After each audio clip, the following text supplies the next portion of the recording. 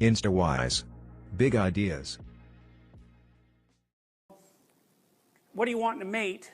If you're a woman, you might say, well, you know, you want someone who's kind and loving and forgiving and empathic, and those are all good things, but it isn't necessarily the case that the empirical studies show that that's what drives mate selection. So we could look, this is an interesting study, so it's a few years old, 1,000 French-Canadian respondents,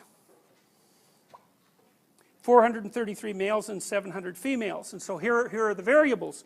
One is possession of resources. It's a composite index composed of occupational prestige, income, and education. And then the other variable is acquisition of partners, sexual partners, that is. Number of lifetime and preceding year sexual partners, lifetime occurrence of simultaneous partners, which is a yes or no variable, and lifetime frequency of simultaneous partners, 1 to 5, with 5 being very often. Here's the assumption. You can, decide for yourself if you think this is a warranted assumption. The number of partners a member of sex A acquires is taken as an index of how often this individual is chosen by sex B. So that's an indication of reproductive fitness, desirability, at least as assessed by members of the opposite sex, who you would think would be the logical judges for that sort of thing. Male criteria. 166 unattached women ages 25 to 50. Correlation between fertility rates and number of partners in previous year equals 0.94. Males choose fertility. Indicators: beauty, waist to hip ratio, youthful appearance, and neotenous facial features.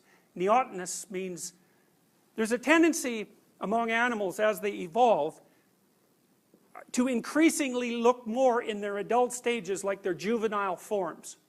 So here's an example. If you look at the skull of a baby chimpanzee, it looks almost exactly like the skull of an adult human. So what's happened is as adults, we're more like baby chimpanzees than the adult chimpanzees are. We've maintained a lot of our juvenile characteristics, playfulness, the ability to continue to learn, plasticity, all those things. There's a preference in objective beauty analysis, say of facial features, for men to prefer more neotenous female faces. So, and you can tell that if you look at pictures of models. They generally have relatively small noses, relatively big eyes, the sort of things that are associated with cute. And cute actually is a pretty identifiable category. Most of the things that people find cute have large eyes, and the rest of their facial features are relatively small. There's other things that are associated with cute that aren't necessarily associated with, sexual attractiveness, because cute things also have sort of random movements, like baby-like movements. And so the things that people, and relatively short arms, and just think of a teddy bear. So anyways, those are the male criteria. Female criteria, all respondents, correlation between socioeconomic status and frequency of simultaneous partners. For men it was 0.49. That's a big correlation. For women it was 0.04. That's zero, fundamentally. So the correlation between male socioeconomic status and frequency of simultaneous partners is 0.5. It's a huge effect. For women it's 0. Now that's a big difference. So, one of the things you might ask yourself too, I don't know if this is a reasonable thing to ask or not, but I've always thought that the hard people to explain are the people who are hyperachievers, the ones who are way out on the Pareto distribution. And there aren't very many of them, and they're usually men. So if you look at the median number of publications, for example, that a female academic makes and a male academic, they're pretty much the same. But the mean for men is higher, and that's all driven by a small subset of men who are way the hell out in the Pareto distribution. Now you might ask, well, why is that? Well, it's simple.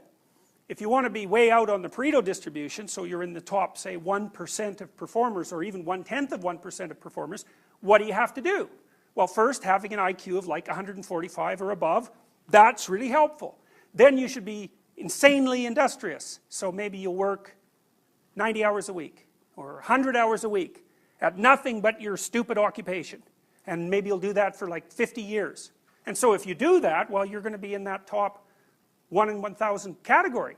Well, the issue isn't why there are so few women in that category. The issue is, why are there any men at all in that category? Right? Because it's an insane lifestyle in many ways. You know, it means that there isn't much left there for the rest of your life. You're hyper-concentrating on a single thing. Now, why would men do that? Well, here's a hypothesis. One of the things that drives the probability that a woman will find a man attractive enough to sleep with is his status. So then you can think, well, that's an extra motivational boost for men. Now, whether that's conscious motivational boost or not is not the point. The question is it a boost that might have been instantiated as an evolutionary element of general motivation? Well, men are more competitive, they're more disagreeable, and if they're more disagreeable and more competitive, they seem to do better, especially in high status jobs, and then women are more likely to pick men like that for sexual partners. So it's, at some point it becomes difficult to avoid the conclusion, especially since we know that the men on the way out on the tail end of the Pareto distribution are disproportionately likely to sleep with many women. So Warren Beatty, I think, 15,000, that was his estimate, 15,000 women. And Kareem Abdul-Jabbar, the basketball player, he figured 10,000. So for every one guy who's got those numbers racked up, that's 10,000 guys who don't. So the male success distribution is extreme, and it's associated with outlier success in some important dimension of socioeconomic success, and then female reproductive opportunity is not. So, you know, is that relevant? Well, you know, it depends on how you think. It's hard for me to see that it can't be relevant. So, questions? You had a question? If you like this video, I recommend you to read this book. Get the book, link in the description below.